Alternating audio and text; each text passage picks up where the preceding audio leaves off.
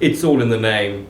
She died regretting what she'd created. She'd grieved the loss of her mother and longed to create a regular remembrance for all who so mourned. Anna Jarvis, from West Virginia, USA, so the story goes, had grieved the loss of her mother.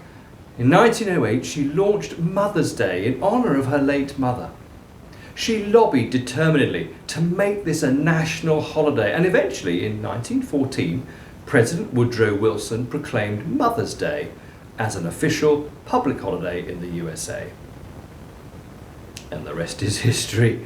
The popularity of the holiday grew and circled the world, and Jarvis apparently felt increasingly disenchanted with this public holiday. She referred to Mother's Day as Hallmark Holiday, after the greeting card manufacturer. Anna Jarvis died in 1948, saddened by the public holiday she had lobbied for.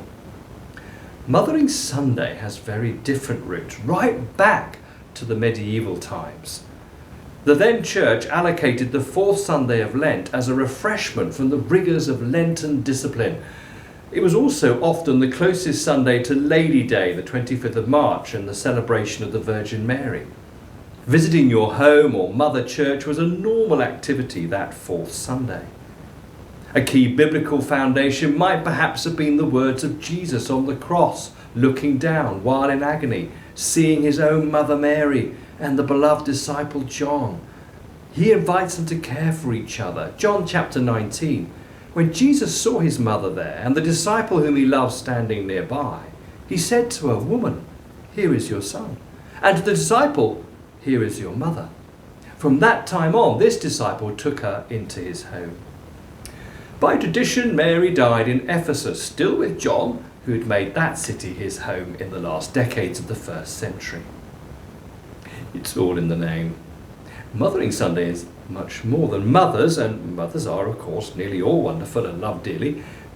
Mothering Sunday is a reminder to us that Jesus invites us to care for one another, recalling the nurture we have received from our mothers, yes, and yet so more so from the church family.